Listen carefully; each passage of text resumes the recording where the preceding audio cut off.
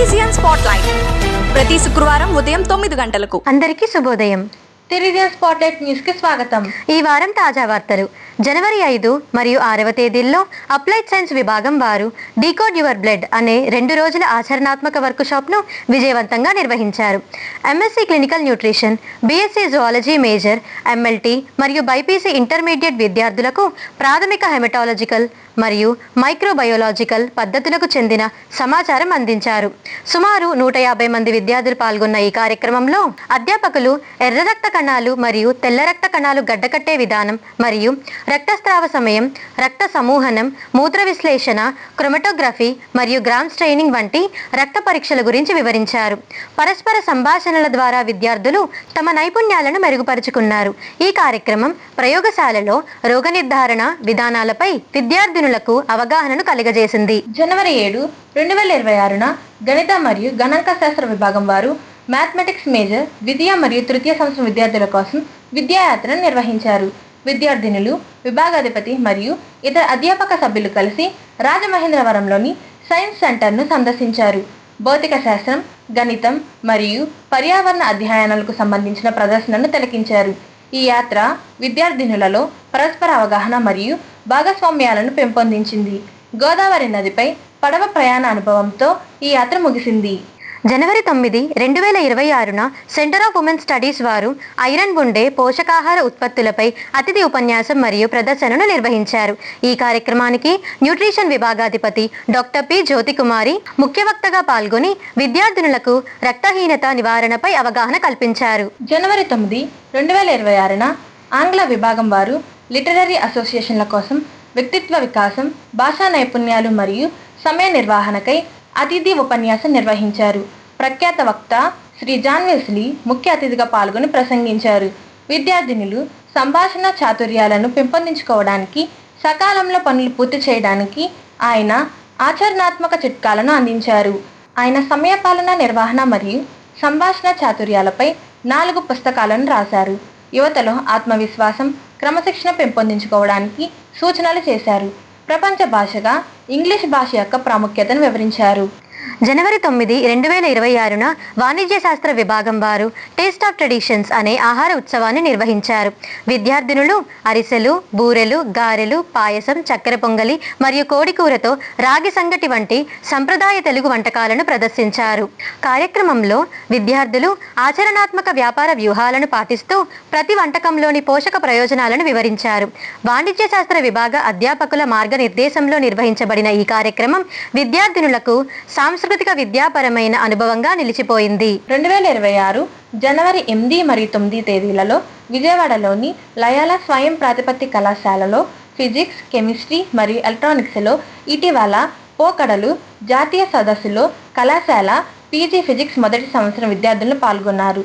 Physics విభాగాధిపతి doctor K Srilatha రచించిన hybrid energy storage సిస్టంలో తదుపరి తరం పోకడలు మరియు సవాలు అనే పరిశోధన పత్రాన్ని వి పెద్దిలక్ష్మి మరియు సునందన సమర్పించారు. 2026 జనవరి 8 మరియు 9 తేదీలలో హిందీ మరియు తెలుగు విభాగం వారు భారతీయ భాష అధ్యయన కేంద్రంకు చెందిన ప్రాచీన భాషా విశిష్ట అధ్యయన కేంద్రం నెల్లూరు వారి భాగస్వామ్యంతో ప్రాచీన భారతీయ సాహిత్యం మరియు వ్యక్తిత్వ వికాసం అనే అంశంపై అంతర్జాతీయ సదస్సును నిర్వహించారు.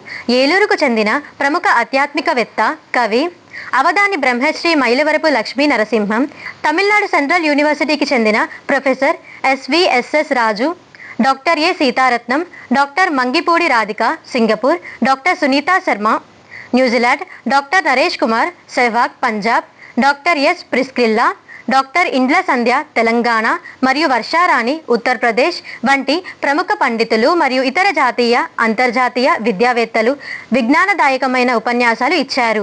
వీరంతా సమకాలీన సమాజంలో మానవ విలువలు, నైతిక మరియు యువత వ్యక్తిత్వాన్ని తీర్చిదిద్దడంలో శాస్త్రీయ సాహిత్యం యొక్క ప్రాముఖ్యతను నొక్కి వక్కాణించారు. కార్యక్రమ ముగింపు సమావేశానికి తానా మాజీ అధ్యక్షుడు డాక్టర్ ప్రసాద్ తోటకూర ముఖ్య అతిథిగా విచ్చేసి వేదాలలో వ్యక్తిత్వ వికాస అంశాలను గురించి చర్చించారు. ప్రాచీన భాష విశిష్ట అధ్యయన కేంద్రం నెల్లూరుకు చెందిన project director professor Sampath Kumar పర్యవేక్షణలో ఈ కార్యక్రమం ప్రపంచ నలుమూలల విద్యా సౌరభాలను వెదజల్లుతూ విజయవంతంగా ముగిసింది.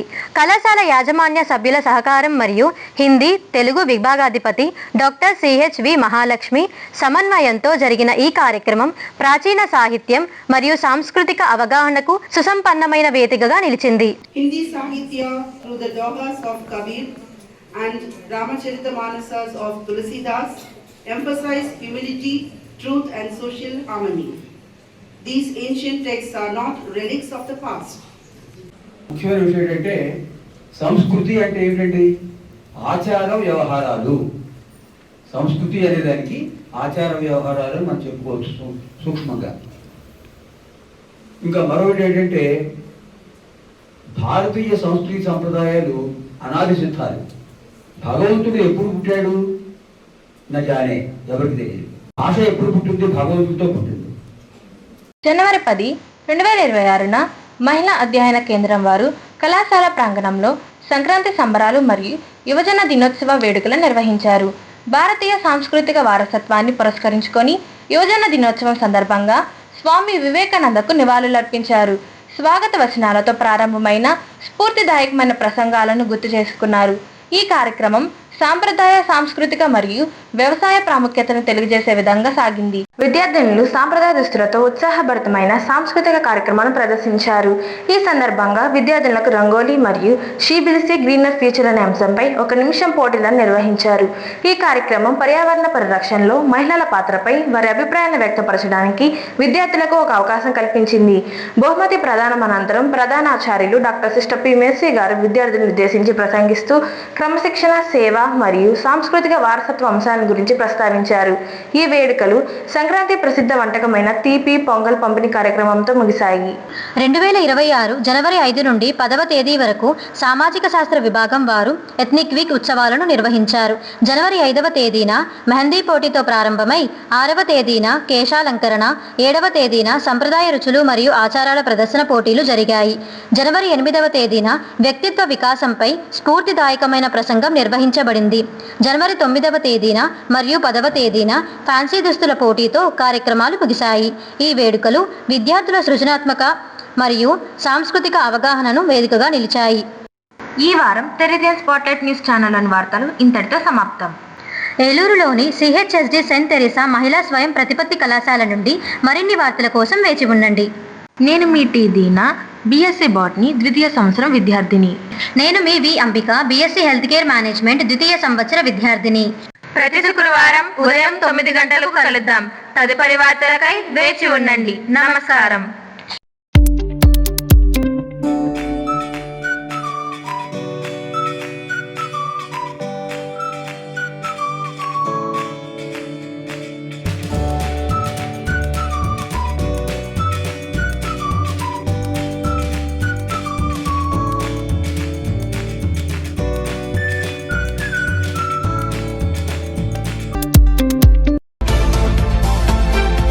టెరీజియన్ స్పాట్లైట్ ప్రతి శుక్రవారం ఉదయం 9 గంటలకు.